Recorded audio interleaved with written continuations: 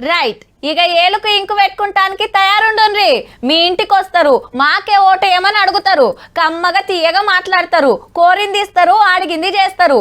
ఆష్టమైతే పొద్దుకు 3 మాటల ఫోన్లగిన పలకరిస్తారు.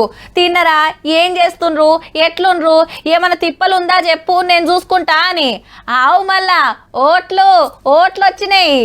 తెలంగాణలో ఎలక్షన్ గంట మోగింది. ఇంత సర్పంచ్ ఓట్లు అనుకునేరు, కాదు ఎమ్మెల్సీ ఎన్నికలు. మొత్తం 3 సీట్లుంటే 2 టీచర్లు వేసే ఓట్లు, 1 పట్టభద్రులు వేసేది. మెదక్, నిజామాబాద్, ఆదిలాబాద్, కరీంనగర్ జిల్లాలది అదొకటి ఇదొకటి. ఇక వరంగల్, ఖమ్మం, నల్గొండ జిల్లాలలో టీచర్ ఎమ్మెల్సీ గాళ్ళు మాత్రమే ఓటేస్తారు, అందరు కాదు. సోమవారంకెళ్ళి నామినేషన్లు 10 నాడు ఆఖరు. ఇక 27 తారీఖు ఓట్లు మార్చి 3 నాడు ఎవరు గెలిచింది తెలుస్తుంది. కానీ ఈ పాత జిల్లాలలో ఇయాల్టికెళ్ళే ఎలక్షన్ కూడా అమల్లోకి వస్తుంది. అంటే ఓట్లున్నదికు కొత్త పథకాలు పెట్టద్దు.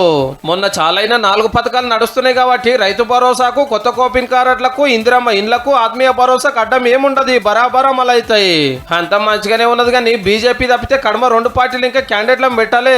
కమలం పార్టీ వాళ్ళు 2 ఎమ్మెల్సీ సీట్లకు మల్క కొమరయ్య, సర్వోత్తం రెడ్డి సార్లను, పట్టభద్రుల సీటుకు అంజిరెడ్డి సారు నిలబెడితే ఓటర్లను కలుస్తూనే ఉన్నారు. ఇప్పటిదాకా ఎమ్మెల్సీ ఉన్న జీవన్ రెడ్డి సారు ఈ తాపకు పోటీకి డౌటే అంటున్నారు కాంగ్రెస్ పార్టీలా. అయితే మాకేంద్రని చాలా మంది లైన్లు ఉన్నారట అధికార పార్టీ కాబట్టి. ఎలక్షన్లు అంటే అందరికంటే ముందే కారులు ఉరుకులాడేది, ఇప్పుడు సప్పుడే లేదు. అటు టీచర్లు, ఇటు డిగ్రీ చదివిన వాళ్ళు ఓటేస్తారో లేదో అని అసలు పోటీ చేయకుండా ఎవరికన్నా సపోర్ట్ ఇద్దామనే ఆలోచనలు ఉన్నారట.